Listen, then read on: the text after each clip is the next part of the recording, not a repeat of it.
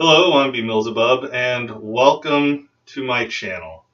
Before we get into it, my cactus finally has a name. Everybody say hello to Cornelius. I repotted him into something bigger so he can, grow. Hopefully one day he'll grow big and strong, but not too big and strong because Ohio doesn't have a very good climate for cacti. So with that, let's get into the video. Religion is geography.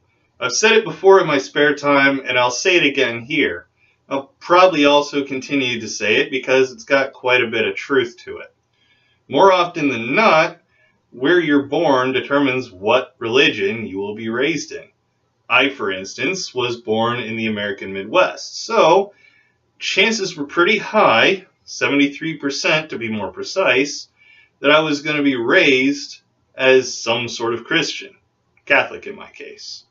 That's slightly higher than the national average of 70.6% Christian.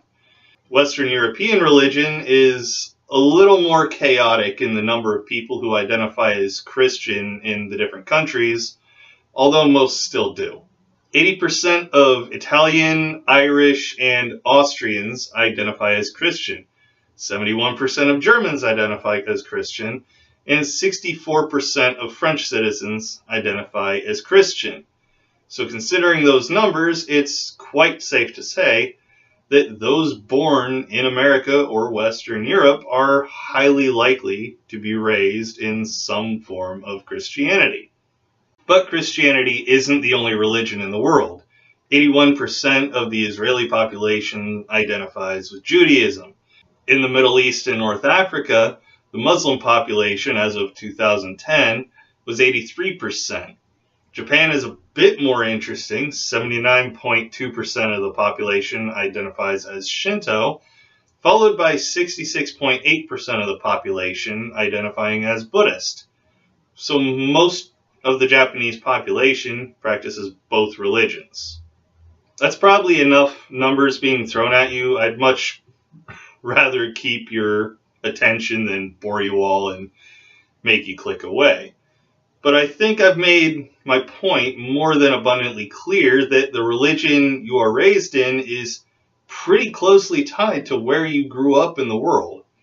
Sure, it's not a guarantee, obviously, but the chances of being born into a religious minority community really anywhere is pretty against you. So with this in mind, why do so many people stick with their religious beliefs? It's not like this information isn't readily available to most everyone with an internet connection. Obviously, excepting people who live where the internet is censored and this information may not be available, but most of us with an internet connection still have access to this information. Hell, you may not even actually need an internet access to know that most of the Middle East practices some form of Islam, or that most Japanese people practice Shinto and Buddhism. I'm pretty sure that's just common knowledge. So why do so many people stick with the religion they grew up in despite access to this knowledge? Someone like me is likely to suggest indoctrination. The ridiculous claim of religion seems less ridiculous when it's taught as fact from a young age and reinforced throughout the various critical stages of development into adulthood. And after that, the indoctrination gets passed on to the offspring of the person who was themselves indoctrinated. Dark Matter 2525 has an excellent video that you can find linked below that illustrates very clearly how someone intelligent, or for the purposes of this video, someone with access to facts and information, can stick with a religious belief. But as he mentions in the video, it's not just indoctrination, because real life can basically never be simple, and nuance has to work its way into pretty much every nook and cranny of life. Beloved traditions come from institutions of a ridiculous claim and provide happiness, stability, familiarity, and comfort. So it's not just indoctrination people have to work against with leaving a religion. At the risk of sounding redundant, They're fighting against traditions that make them happy, give them stability, familiarity, and comfort. I know pretty much no one in the atheist community I'm part of does this, but there are those who consider religious people to be stupid or have some sort of mental illness. Many of them are not stupid or have mental illness of some kind. They're just duped into believing something that isn't true. Something like happiness, stability, familiarity, and comfort are things anyone would have trouble leaving.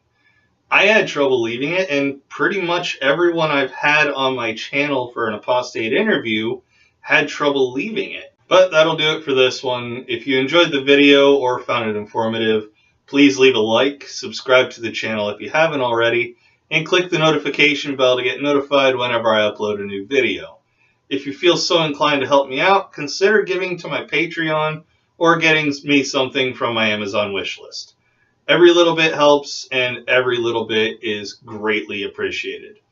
Don't forget to follow me on Twitter, linked below, to keep up with all my comings and goings, and join my Discord for a chance to talk to yours truly. Take it easy, everyone, and I'll see you all in the next one.